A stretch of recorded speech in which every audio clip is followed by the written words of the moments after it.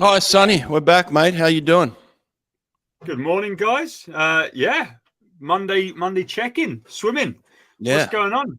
Mate, I'm live from the office in Boston. This is the offices of Any Question right here. If anyone was interested, this is where I come to work now. Living in Boston and report into work every Monday morning now. So it's a big Monday for me. We usually have big Mondays. We usually have our staff meetings sometime around 10 o'clock on Monday. So everyone will be coming in soon. So I got in early today. It's 8 o'clock in the morning here in Boston. What time is it for you?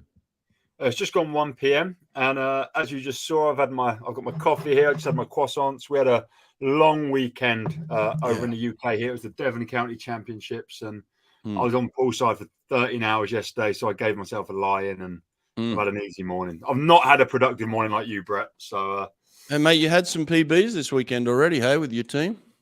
Yeah. It was great. I mean, like the little guys, you get PBs every time they get in the water. They grow a couple of centimeters in a month and, they drop 5 seconds. But some of the older guys on my team I was really happy with. We had one guy whose PB was from the European Junior Championships final last summer, shaved. He's 19, so not a kid.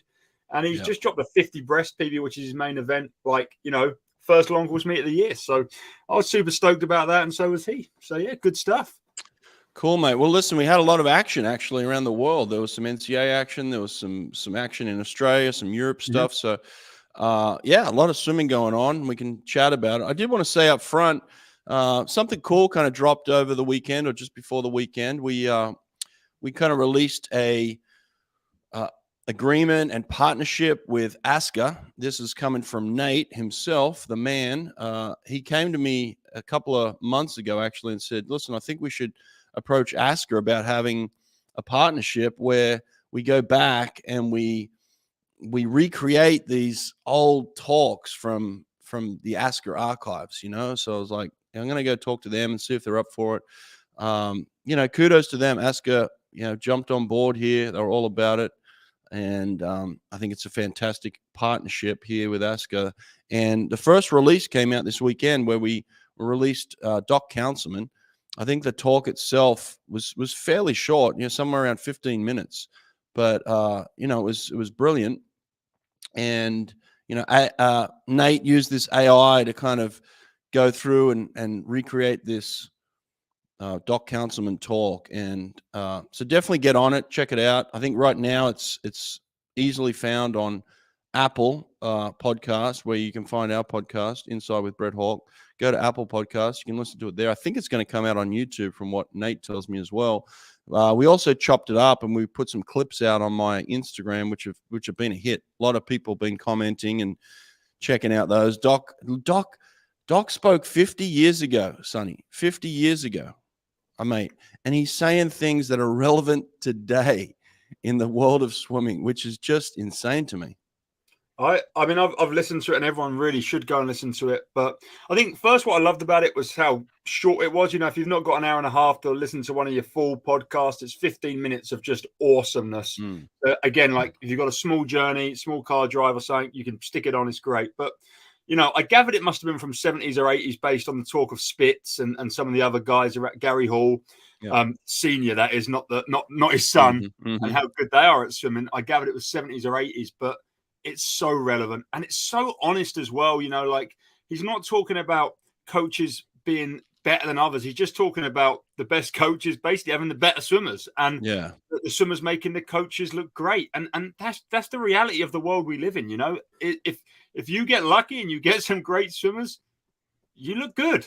It's and wow, what a way of speaking Doc has as well. Like he brings you in, right?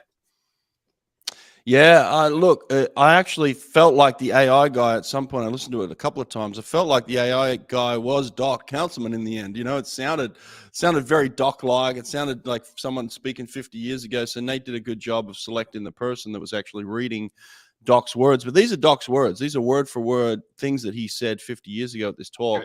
And I guess it was an infamous talk. It was called the X Factor.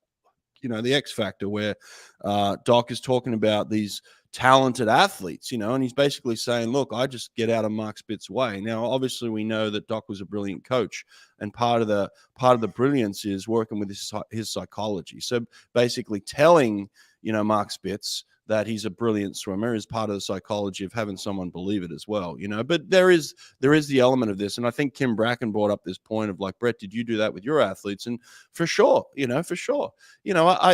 there's a point in time where you just got to get out of Caesar's way. You got to get out of Fred Bousquet's way. You got to get out of Ariana van der Wallace. Like these people are just so skilled and so talented that, yeah, you guide them but at some point they can do things that, other people can't do. Right. And it's just like, you let it happen. And so, yeah, we're very lucky when we have swimmers like that in our program. And I think we've seen a lot of that this weekend.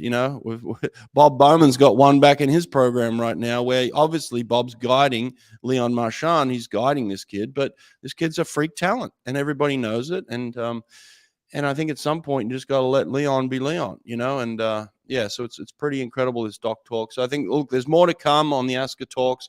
We're releasing, I think, one every couple of weeks. Nate told me who the next one is. It's going to be pretty exciting. I know that a lot of people said that the next talk that's coming is one of the best talks in ASCA history.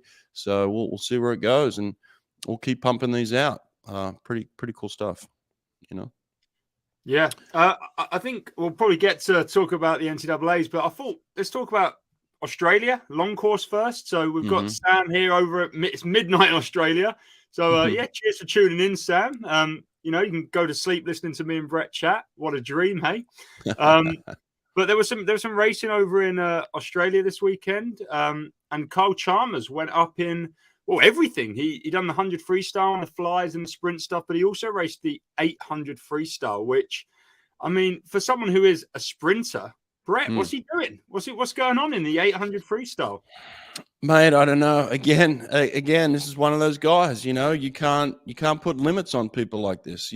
Kyle Chalmers is a freak talent. He knows his capabilities and his limits, and he's exploring them by putting an 800 free on. Look, I put a clip up on my Instagram again of Kyle talking about this on our podcast, where he talked about his love for aerobic swimming and training. And I think he's just applying that to a race now, like, just exploring. But 8:22, oh mate, I couldn't have come anywhere near that. If you had have chopped it up into hundreds on 10 minutes, I still couldn't have come near an 8:22. So good for him. If he's got that ability. Look, I would love to see Kyle Chalmers, getting his top end speed better than it is. I mean, look, he's done it short course now, but I want to see Kyle get his top end speed to a point where he can get out on that 50 super competitive, and obviously we know he can close like anyone, like nobody actually on earth. Maybe him and Popovich are the two best in terms of closing that 100 free. But look, if we want to see Kyle Chalmers get under this 100 freestyle new world record that's around, I still do think he's going to work on his top end. But look, 8:22, good for him, mate. It's awesome. Yeah, it was really cool. He did get beaten by a young guy in the 100 free, which is pretty cool as well. So, a young Tasmanian guy, I think, went a 49 to beat him. And there was also some Japanese guys at that meet. I'm not sure if you saw, Brett, but in the 4 IM, a guy dropped a 4:12, a Japanese guy, young guy, 17, which was 10 seconds quicker than he was in January last year. So, Japan just seemed to have an abundance of guys that are just good at them sort of events, like the 4 IM, for example. 4:12 is a time that finals at most major meets ever. And, some guy is 17, just never heard of him. So there's some cool Japanese swims there as well. And I guess we've got a lot more long course stuff coming as well. There's the Flanders meet going on. There's next weekend, I think, is the Luxembourg meet in Europe, in Belgium, in Luxembourg. Luxembourg is his own country. I'm an idiot. That Sarah Strosham's racing for the first time, and so many more great athletes. So long course, exciting stuff coming, but probably now time to talk about yards. And there was quite the excitement this weekend, because basically we had two dual meets. We had ASU versus Stanford, and then ASU versus Cal. And as far as I know, ASU sort of reached out to both of these teams and said, we're going to put suits on. They've, Bob's been tweeting about wearing suits for dual meets, and he's putting his action into words into action, and suiting up for this dual meet. But Stanford were like, yeah, we're going to suit up as well, and we're going to race you. But Cal, who are the champs, stuck to their own way and said, no, we're going to just wear our Speedos, but then got destroyed. What was the score, Brett? Yeah, well, listen, the Stanford ASU meet was 186 to 114, a beating, but still reasonable. But then the Cal meet the next day, when they didn't wear the suits, was 211 to ASU to 87. I mean, that's not a competition. That's a complete beatdown. That's a one-sided event, almost like a time trial. And I think that's the way it ended up becoming, is that, these ASU guys were just laying times out. We saw Leon, breaking NCAA records at that meet where he went that 400 IM, NCAA record. So, look, I have an opinion here. I think that for the idea of swimming in suits at dual meets is a good idea. I agree with Bob Bowman and his staff and what they're doing. What I don't agree with is the fact that the other team wasn't prepared to do the same thing. And so what you don't understand, Sonny, in the NCAA is that two coaches get together before the meet and they say, what order do you want to swim? And there's an agreement between the two coaches. And generally it's a gentleman's agreement that you say, yep, we want to swim this event, this event, this event. And the other coach says, well, we want to swim these ones. And they say, okay, well, let's pick one that suits both of us. And so they pick a lineup and they agree on it and they sign off on it before the event happens, and they let everyone know it's going to happen, right? And I think the same thing should happen here. Now, I understand that Bob probably said up front, hey, we're going to wear suits. But what should have happened is there should have been an agreement to say, we're going to wear them or we're not. And what happens is when two coaches don't agree on the exact lineup, it goes to a default. And in this case, it needs to be a default where both agree to wear suits or both agree not to. And I'm of the opinion that suits should be coming into dual meets. I like it. I think it's a new kind of advancement for the sport. Takes us further than where we were back when Doc Councilman was swimming, for sure. And it's exciting, and you saw the crowd. But it doesn't make for a great meet when one team is absolutely beating down the other one, right? Where you have a clear advantage over the other team. And it just doesn't make for fun swimming, especially being on the other team as well, where you're like, you're just going to get whooped. So that's my opinion here. I think there should be a gentleman's agreement. And if it doesn't happen, then I think it needs to go to a default. Now, the NCAA need to step in and create a default here to say, the suits are either the default or no suits are a default, right? So I don't know. What do you think on that, Sonny?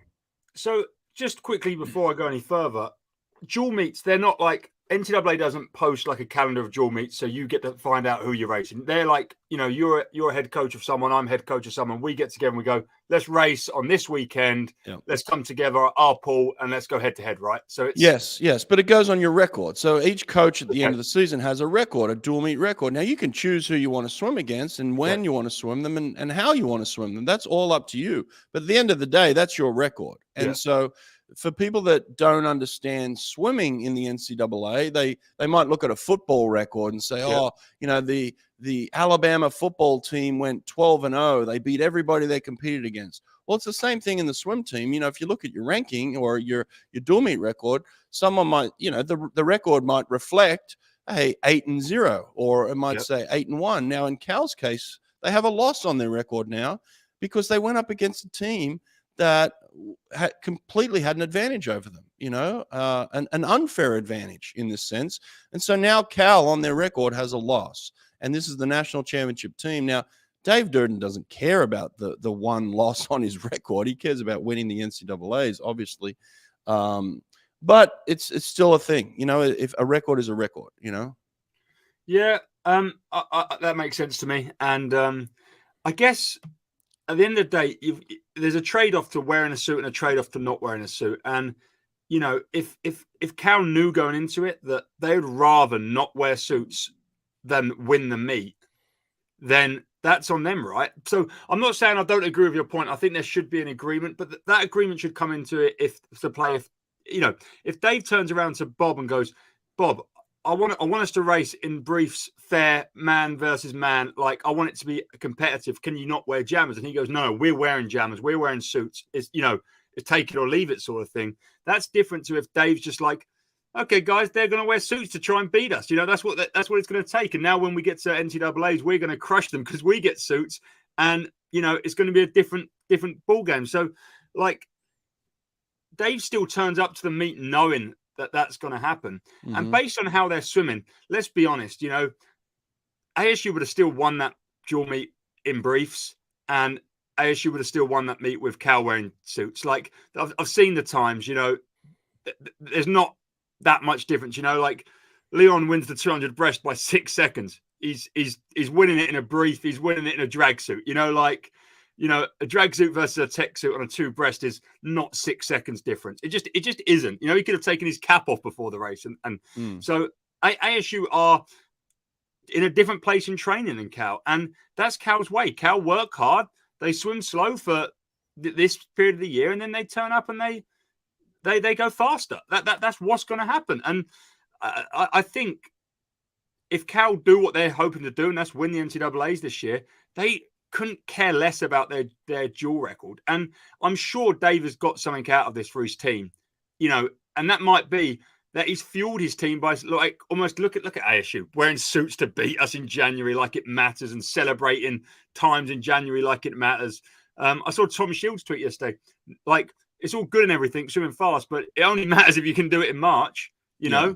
Yeah. And there will be questions asked if any percentage of ASU swimmers swim slower at NCAAs than they did yesterday. If Leon Marchand goes 3:34 and Hugo goes 3:30 and beats him, there's questions asked, like, and there's going to be people questioning. The reality is, whether or not Bob Paddy's swimmers wear suits yesterday doesn't affect how his swimmers swim in March.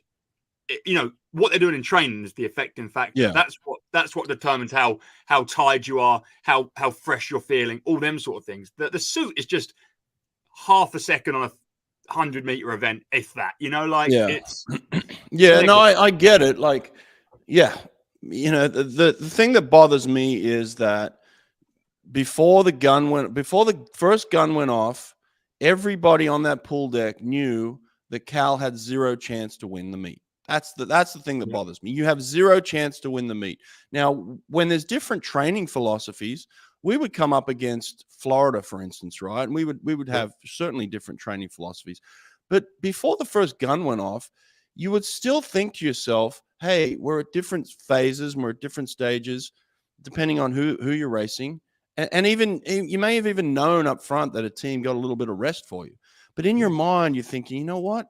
There's still a chance. We still have a chance here, because I might pull something out today that I don't think I can do when I'm unrested, when I'm in hard training. And that's the psychology of swimming.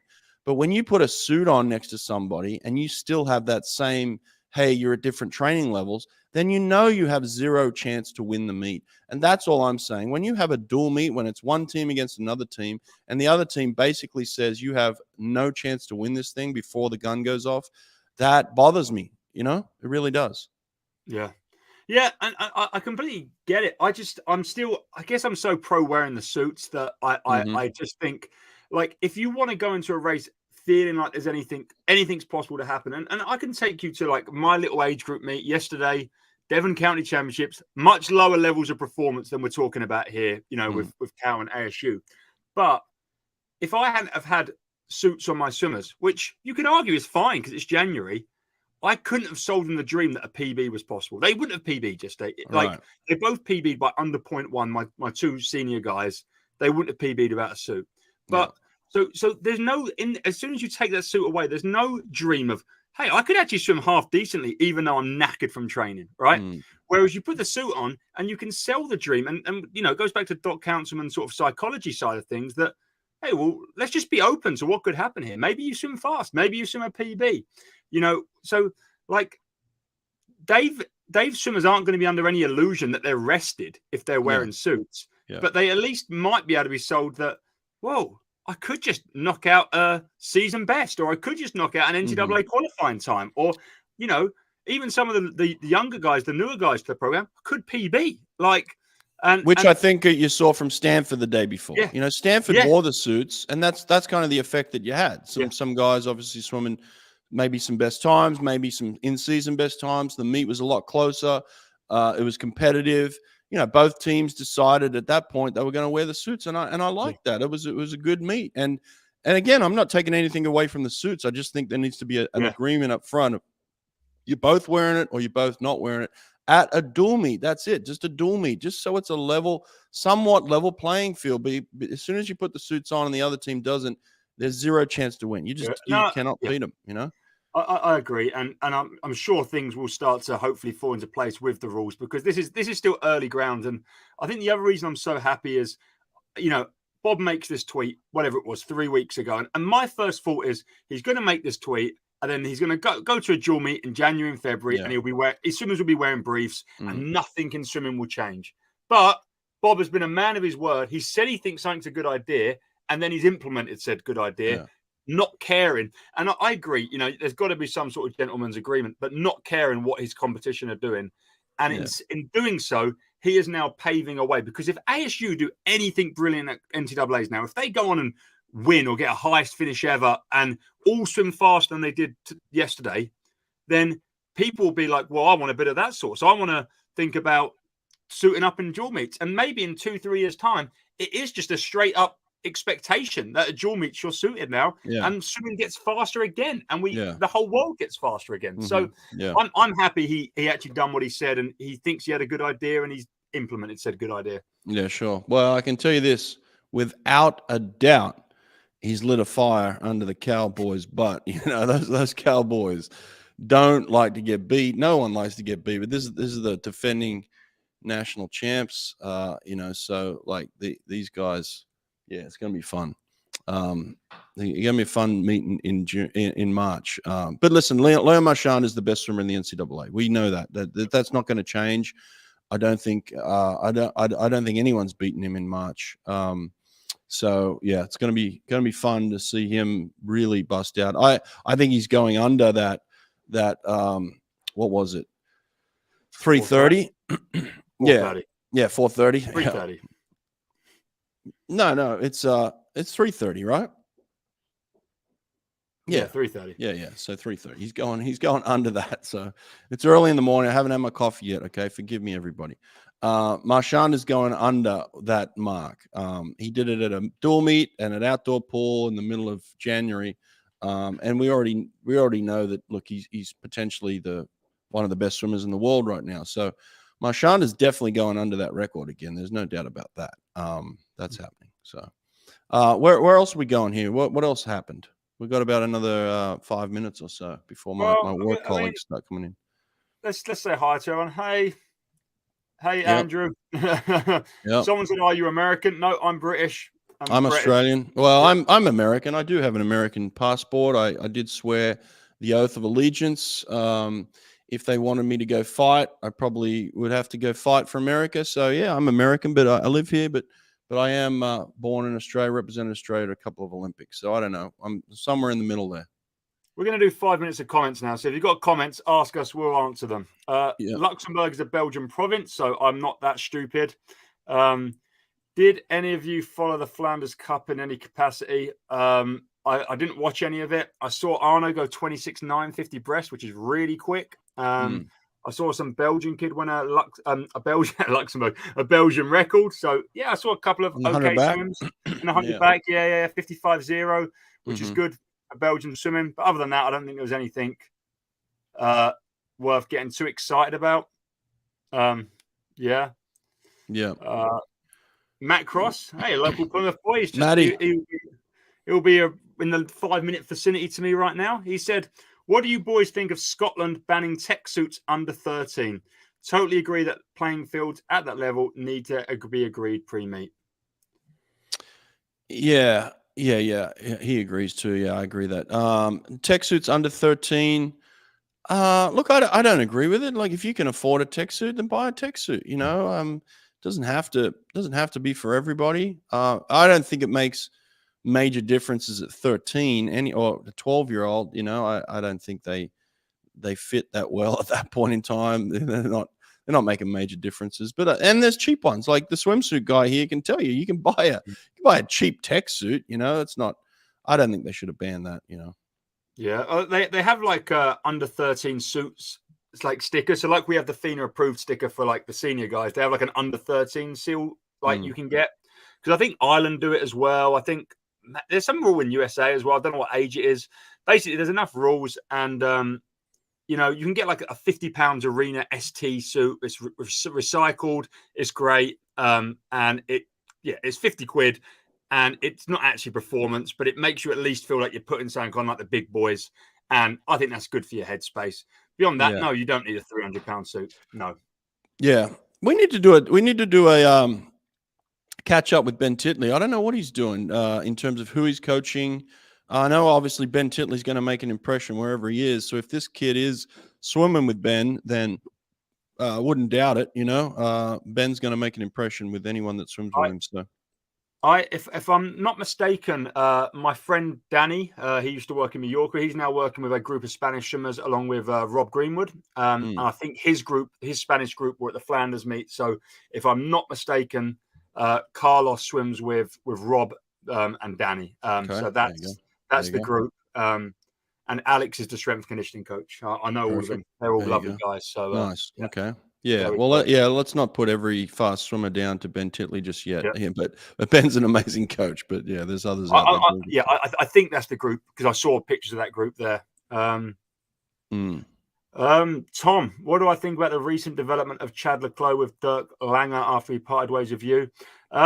Look, all I can say is I coached Chad all year last year, and he swam in Germany with Dirk for a total of about 3.5 weeks. I mean, if you've not seen social media, he's in South Africa right now. He's been there since the day the world's finished. You can check social media. I'm not making this up. He was in Australia for 2 weeks before World Champs, on his own with Matt Sates, on his own with his dad.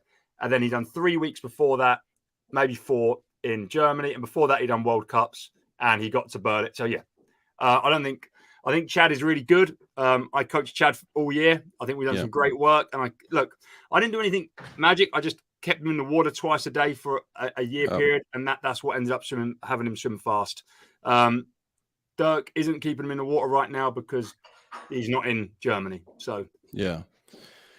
Look, everyone that has come across Chad knows that he's an extreme talent, and Chad's going to put his mind to anything. But you know, to say that any one of the coaches that has worked with him hasn't had an effect on him is just rubbish. Every coach that's come into contact with him has had a big effect on him, and Sonny had him for a year. So you would think that Sonny had a massive effect on Chad over that year. So, I mean, but Chad's definitely a talent, and he's proven that over, a full decade of him swimming. So, what's this one here? What do you think about Coleman Stewart going to Germany? I had no idea about this. I didn't know about this at all. Is he going to Germany? Wow. Is this full time, or is this like has he been doing some clinics or what? Is this breaking news here? Well, who's telling us this? I need to get this. We need to get this down. Nate, if Nate's in the chat, which I'm sure he already has been, Nate, find out this info. What's going on? Coleman, I might have to text him. We'll get on him straight after this and text him, see what's going on. Didn't know he had German in his blood. What about this one? Brett, any chance you get back in the college game? No, zero chance. Absolutely. That's like putting a dual meet suit on and racing against someone in a suit. Zero chance. No, I'm not going back to college coaching. I left because it was a drain on my life. I put in 10 years of it and loved it and did it at the place that I loved the most. So I wouldn't want to go anywhere else. I left because it was a massive drain on me. I'd done everything I wanted to do in that respect. I'm here in Boston working for the best company in the world right now. Any question, I couldn't be happier, and working in tech. And mate, I love the diversification. You know, the swimming. I love talking about swimming, but zero interest on being on the deck again. Here we go. We've got something here. So I'm just translating this article so we can actually see what it says. But it seems to talk about maybe Coleman is competing under this Wiesbaden team at the upcoming Luxembourg meet. Whether or not that means he's been training with them or is going to be training with them, I don't know. But I'm going to try and translate this article. Maybe it's like a similar thing to what Chad's doing, competing for a team. The 24-year-old will go to the pool for SC Wiesbaden for the first time. The Hessians, they have a number of international swimmers and are planning to bring him to the German team championships the week after. It might just be a little agreement where he gets a little bit of money and competes for them at the national team championships. It's not unheard of. It doesn't necessarily mean that he's. Yeah. They do similar things in Brazil where, some of the top swimmers come down and represent the club for at the end of year meet kind of thing and get paid a bunch of cash. So that might be a situation here, which is good for him. Yeah. Especially short if it's a short course thing, Yeah. Look who's back in the comments again. Yeah, there's a new glasses. Yeah, I'm copying Dad here. I thought Dad looked good. So I'm sure Dad's on a beach in India. Is he in India right now? He's there for 2 months. He just got India for 2 months. God love him, mate. He gets around. That's awesome. That's great. Yeah, there we go. They pay their swimmers. Bundesliga. They pay swimmers to swim for them. Well, there we go, Reese. Cheers for the insight. And yeah, perfect. There we go. All right, listen, I got work colleagues coming in, and I'm intruding on them right now. So this has been a good little catch up. I think we made our points on some of these things. The ASCA partnership is out. It's going to be fun. I'll tell you what I got coming up. Tomorrow, we got a podcast coming out with Louise Hansen, catching up with her over in England. She's in England right now, training. Out there with you, Sonny. So she's doing a great job. Had a great chat with her. Kind of broke it down. Had a really good talk with very famous journalist over here by the name of Pat Forty. His daughter Brooke was on the U.S. Olympic team in 21, and had a chat with him about the state of swimming, and we got into a bunch of really interesting topics, including Leah Thomas and some other interesting topics. We talked about branding in swimming, how swimmers can brand, increase their brand value and things like this. So really good talk coming out with him. But Louise Hansen is the next one up and running. And then I will say, I'll give you a little preview here. I did talk to the main character, the real life main character of the man who was in Black Hawk Down, but the man that was actually in Mogadishu on the ground fighting. So we did a podcast with Matt Eversman, and we talked about many different topics. But that's a great one coming out. It's swimming related. We related his life and his story to swimming. But Matt Eversman has an incredible story to share about Black Hawk Down. So we did that. So yeah, I got some fun things coming out, mate. What about you, Sonny? Anything coming up? I've got 2 vlogs coming out this week, so stay tuned for them vlogs. One of them, I'm looking at how much difference drag socks make, and we're gonna time every 25 with different pieces of equipment and see. Yeah, it's a bit of fun. But there you go. There's YouTube videos coming on my channel, so check them out. And Petra says we should do this more often. Well, we do it every single Monday. This is week 3 or 4 already, right? I think we're up to week 4 now. So we've been going for a little while now. We'll be doing this every Monday, whether it's me every single Monday or Sonny every Monday. We'll be doing this show every Monday. Someone will be on it. It might even be Nate. Nate's in the comments right now listening, but Nate might be on this thing. So depending on schedules and things like that, but this show will go off every Monday, and it's just us rambling, talking about swimming, having a little bit of fun, getting in the comments section, letting you guys have a chat too. We might even, maybe next week we'll pull one of you lucky participants in. We might put a link up in the comments section next week and pull a couple of people in from around the world. How about that? I always enjoy that. That's fun. Let's do that. Yeah, let's get some viewers in next week. 8 a.m. Come US in. time, 1 p.m. British time. Yep. We bring you guys in. Yep, bringing you in. All right. Thanks, mate. Take care. Cheers, guys. Cheers, Bye. everyone.